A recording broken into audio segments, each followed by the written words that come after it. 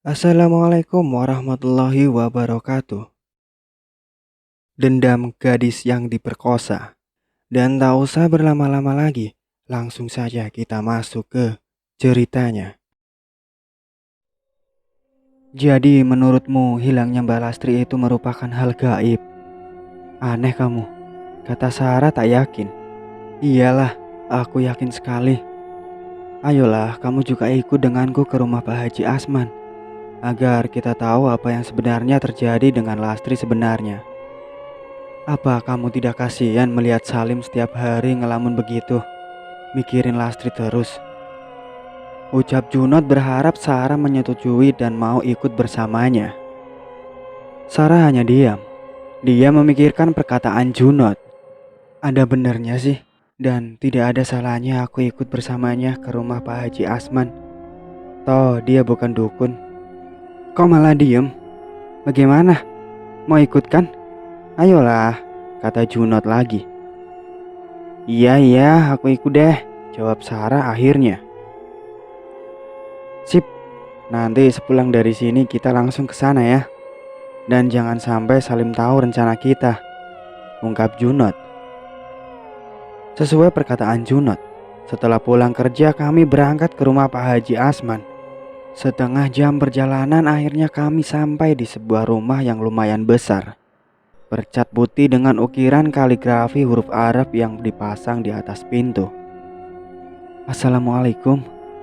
Junot mengucap salam sambil mengetuk pintu. Waalaikumsalam. Siapa ya? Jawab seorang dari dalam rumah. Saya Pak Haji, Junot, balas Junot. Pintu pun terbuka. Seseorang dengan perawakan agak tinggi tersenyum pada kami. Oh kamu Not, ayo masuk, kata Pak Haji yang mempersilahkan kami masuk. Iya terima kasih Pak, jawab kami bersamaan. Pak Haji pun mempersilahkan kami berdua duduk. Setelah itu kami duduk disusul dengan beliau. Ada keperluan apa Dek Junot? Tumben main ke rumah bapak.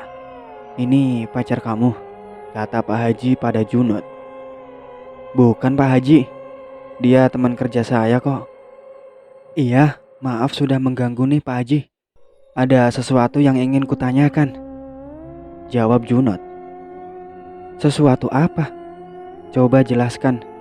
Kalau memang bapak bisa bantu pasti akan bapak bantu, katanya sambil tersenyum pada kami. Junot pun menceritakan semuanya tentang Salim, hilangnya Lastri, mimpi Salim dan juga perkataan nenek pemilik warung. Sarah pun mengiyakan sambil mengangguk sesekali. Setelah kami rasa semuanya telah kami ceritakan, kami menunggu jawaban dari Pak Haji Asman.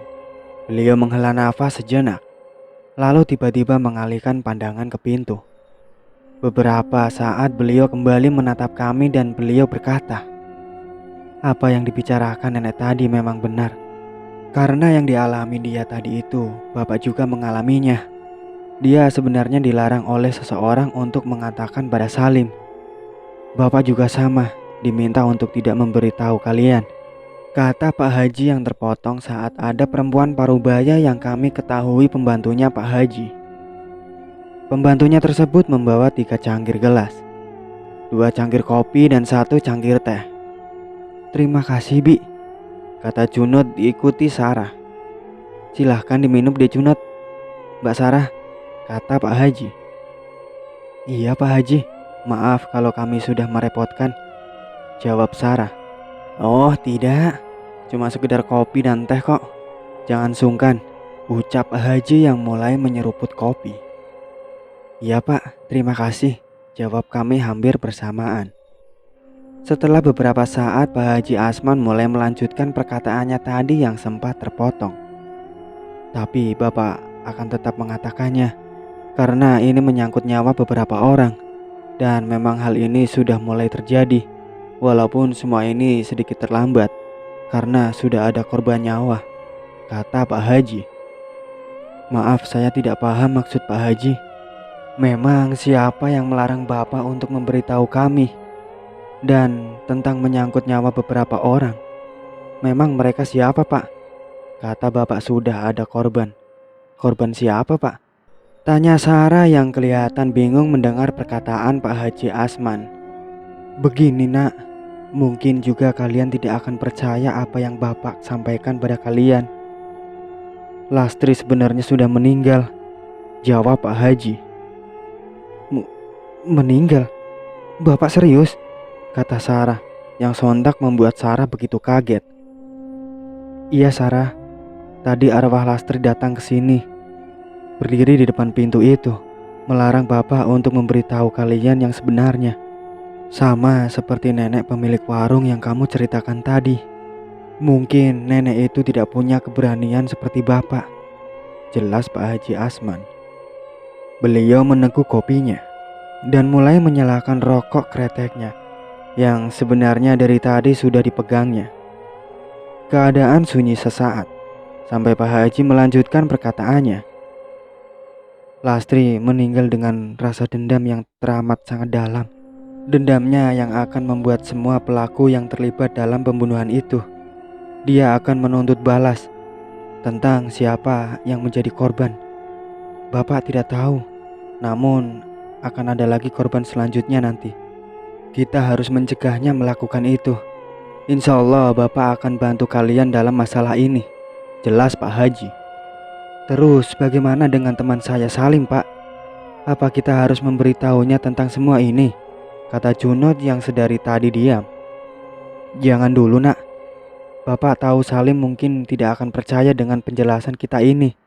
Dia akan tahu semuanya nanti, jawab Pak Haji Asman. Kalian pulang dulu saja. Bapak akan mengabari kalian lewat telepon jika saatnya nanti tiba. Semoga tidak akan terjadi korban nyawa lagi, sambung Pak Haji.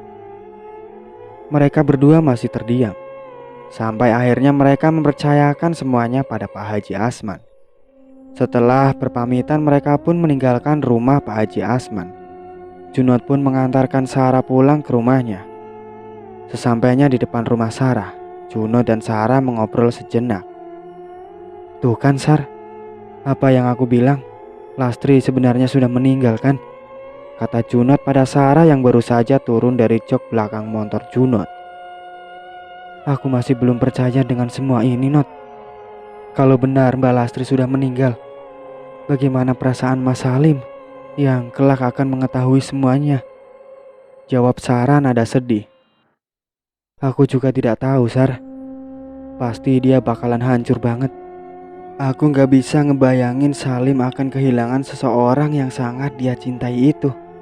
Namun semua ini sudah takdir. Kita hanya bisa berdoa. Semoga saja apa yang terjadi sekarang ini adalah jalan terbaik dari yang di atas, ungkap Junod yang sekarang juga kelihatan sama sedihnya dengan Sarah. Iya, aku harap juga gitu. Ya udah, aku masuk duluan ya. Kamu hati-hati di jalan, balas Sarah yang siap melangkah masuk rumahnya. Keesokan harinya di rumah Salim. Bu, aku berangkat kerja dulu ya, kata Salim sambil mencium tangan ibunya. Loh, kok tumben kamu berangkat pagi sekali nak? Baru jam 5:30 loh ini, kata ibuku heran. Iya bu, Salim ada urusan sebentar, jadi Salim berangkat lebih awal, jawabku sambil menyalakan motorku. Ya sudah, hati-hati ya nak. Iya bu, assalamualaikum. Waalaikumsalam, jawab ibuku.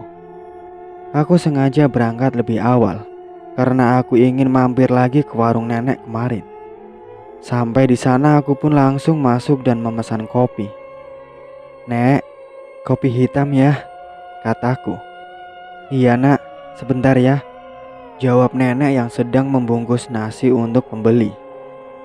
Tak beberapa lama, Sari keluar dari dalam. Masnya lagi, pesan kopi lagi, ucapnya sambil membawa air panas dalam termos. Iya nih, jawabku singkat. Aku pun diam-diam memperhatikan Sari. Dia tak tahu kalau aku sedari tadi memperhatikannya, karena dia memang sedang sibuk membuatkan kopi untukku.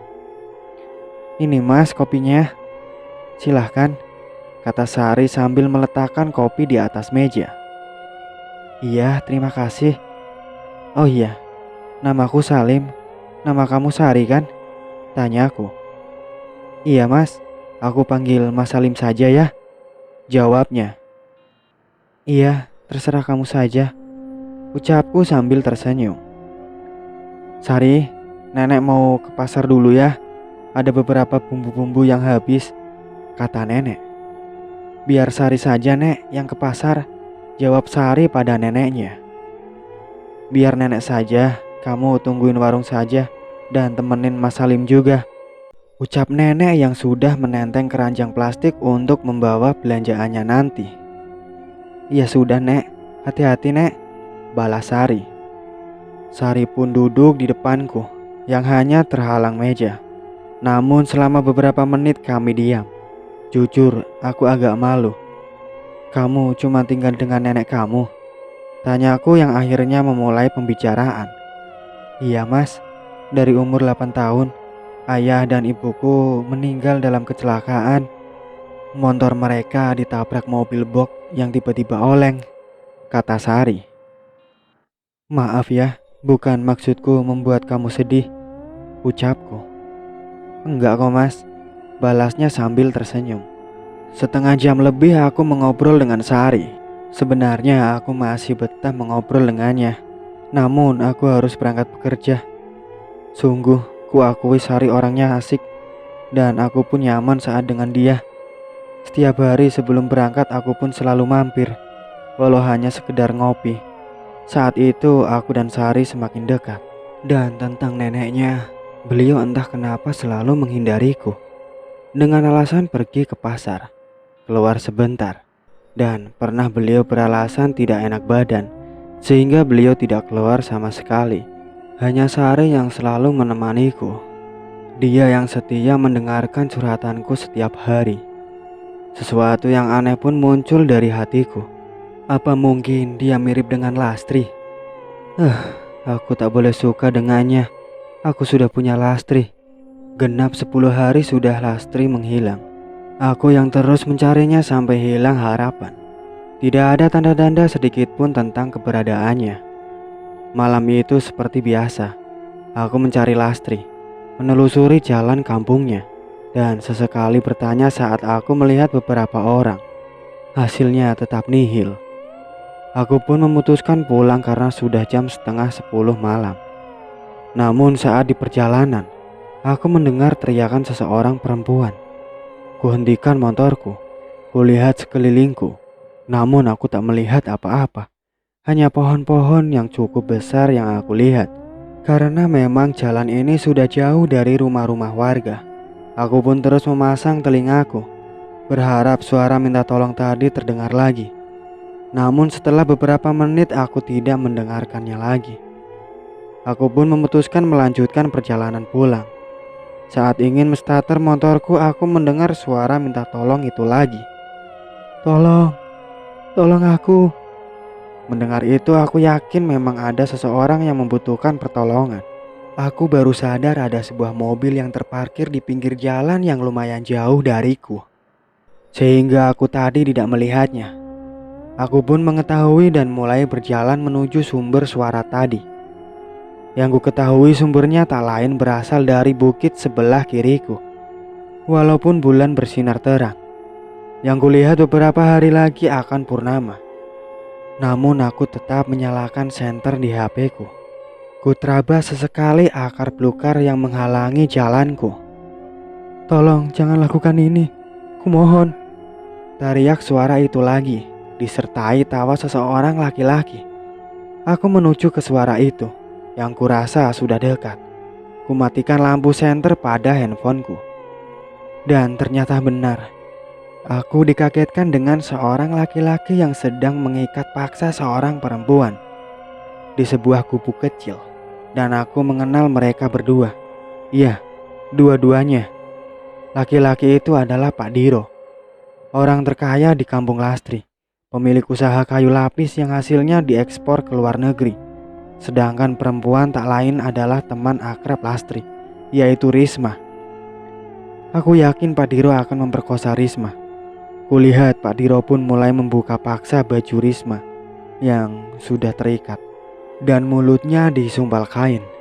Melihat itu aku langsung berlari mendekat. "Apa yang Bapak lakukan pada Risma?" kataku keras.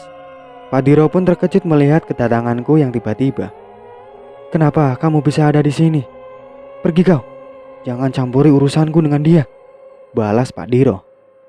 "Tidak, aku tidak akan membiarkan semua ini. Perbuatan Bapak sangat memalukan. Sadarkan dengan apa yang Anda lakukan ini," kataku kekeh. "Sialan kau bocah tengik. Mau menasehatiku? Pergi, atau aku tidak akan segan-segan membunuhmu. Karena kau sudah tahu semua ini," bentak Pak Diro sambil mengambil sebuah golok yang ada di bawah gubuk. "Aku mohon, jangan lakukan itu, Pak. Aku tidak akan memberi tahu tentang perbuatan Bapak ini. Asalkan Risma Bapak lepaskan," kataku berharap Pak Diro menyanggupi permintaanku. "Tidak, aku tidak akan melepaskan dia." "Tidak juga kamu. Kalian harus mati," bentaknya. Namun saat Pak Diro hendak menyerangku, kami dikejutkan suara semak-semak yang seolah menandakan ada beberapa orang yang datang. Melihat itu aku pun merasa agak tenang. Mungkin orang itu akan bisa membantuku menyelamatkan Risma. Suara langkah kaki semakin dekat. Kulihat bayang-bayang dua orang sedang berjalan ke arah kami. Dan benar saja, mereka dua orang yang aku kenal, Udin dan Asep. Namun seketika harapanku tadi sirna, karena Udin dan Asep berdiri di samping Pak Diro, sambil masing-masing membawa sebuah golok. "Hahaha. Aku mau lihat bisa apa kau sekarang, Salim. Si bocah ingusan. Mereka berdua yang akan membantuku untuk menghabisimu," kata Pak Diro senang dengan tatapan sadisnya. "Tidak kusangka ternyata kalian ada di pihak laki-laki biadab ini. Walaupun kalian bertiga, aku tidak akan gentar menghadapi kalian. Dan aku akan tetap menolong Risma," jawabku menatap. Karena di sisi lain, aku memang bisa bela diri sejak aku SMP dulu. Dan sampai sekarang pun walaupun jarang, aku masih berlatih sendiri. Aku pun mulai mengepalkan tanganku dan bersiap mengambil posisi kuda-kuda. Hanya keyakinan yang ada di hatiku dan keberadaan membela kebenaran. Aku sempat berdoa agar aku bisa mengalahkan mereka.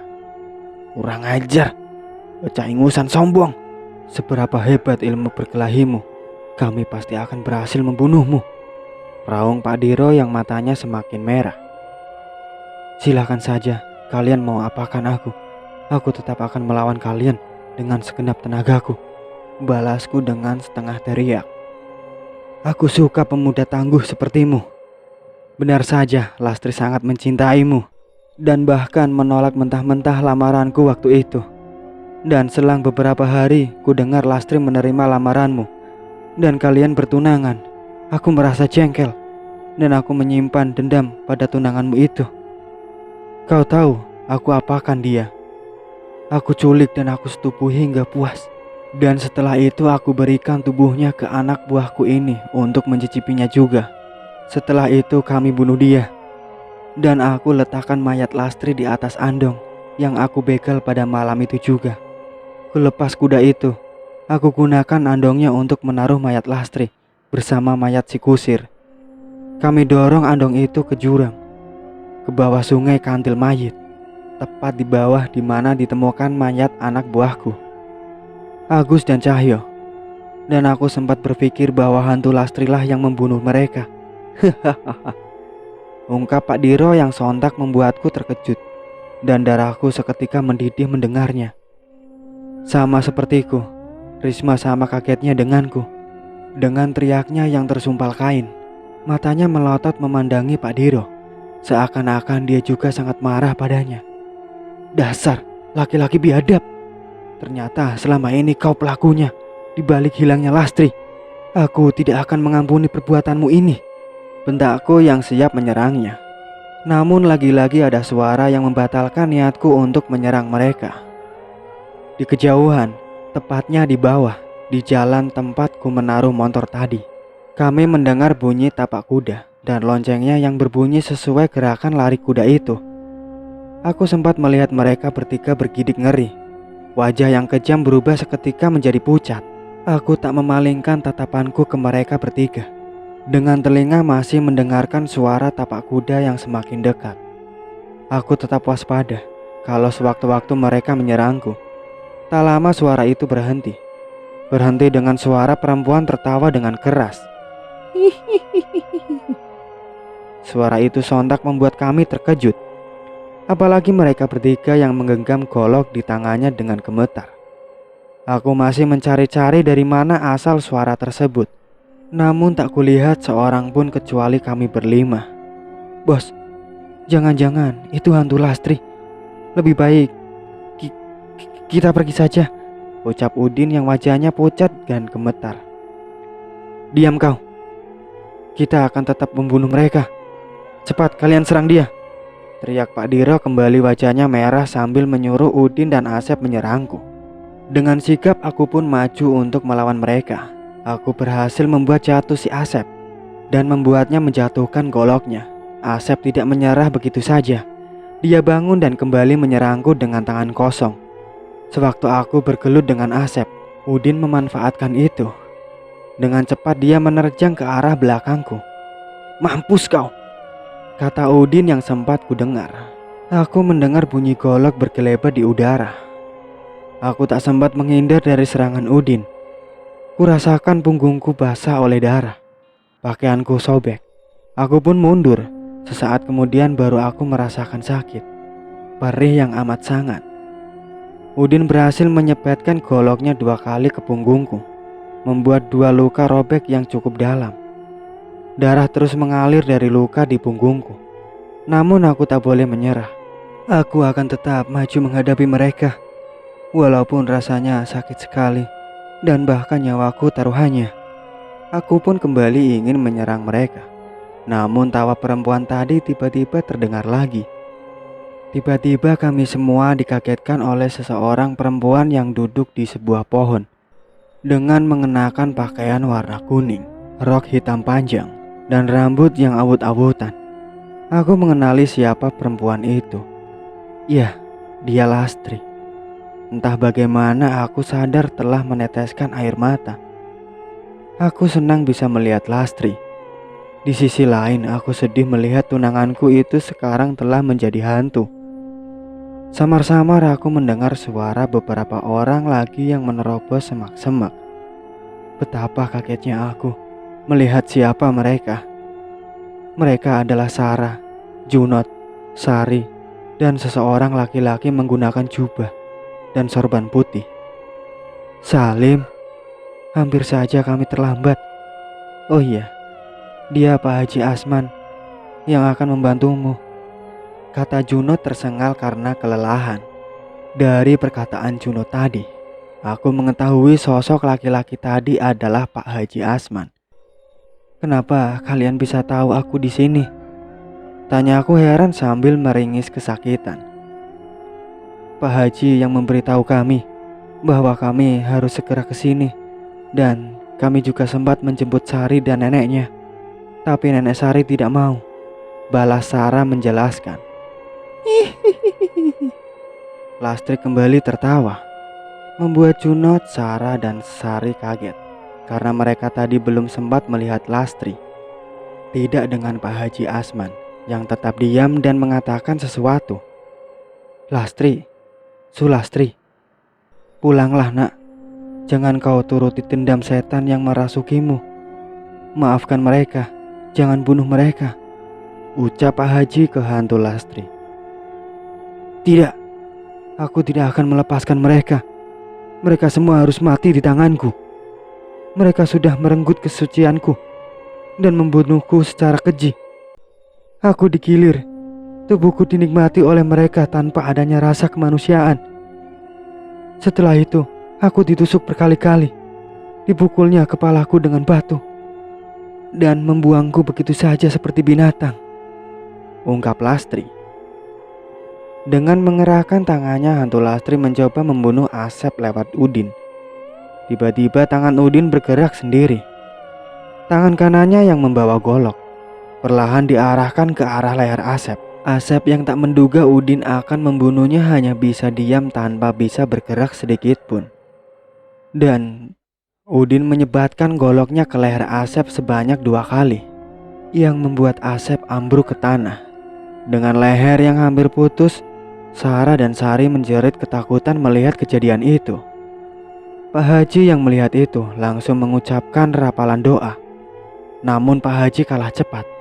Setelah membunuh Asep, Udin menggerakkan golok itu ke lehernya sendiri masih dengan arahan tangan Lastri. Udin menggolok lehernya sendiri, disertai teriakan kesakitan Udin. Dia terus menggorok lehernya sampai putus.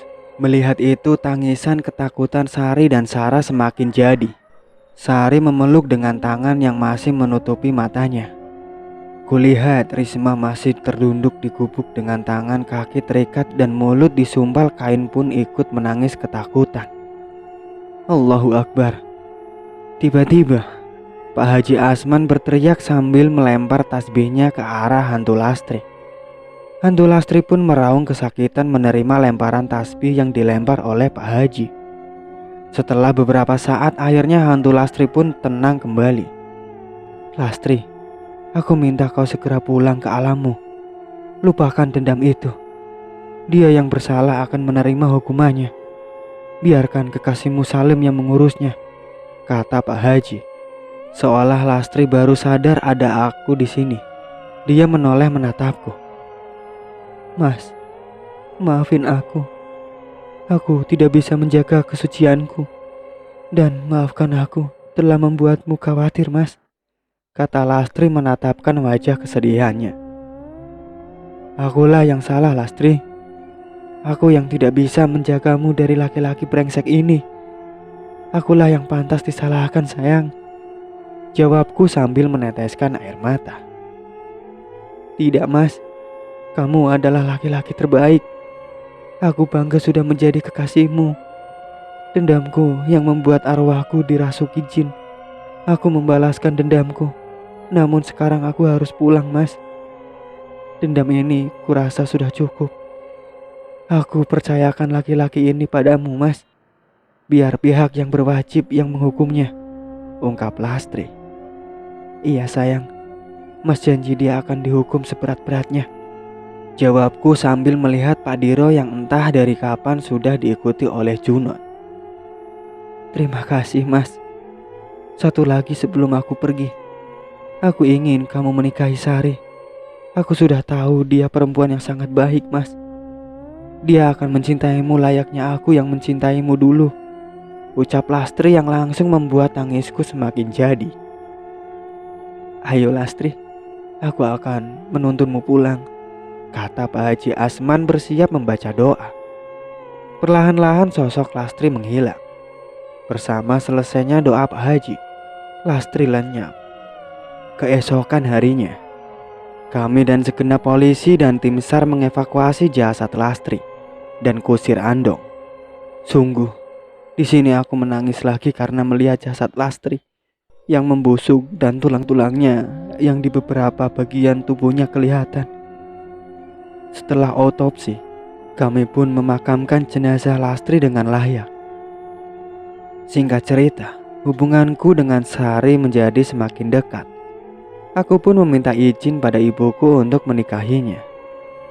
1 tahun menikah, Sari mengandung anak kami.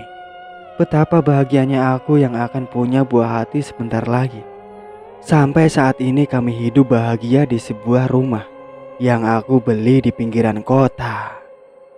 Itulah akhir dari cerita yang berjudul Kembang Desa yang Dinodai.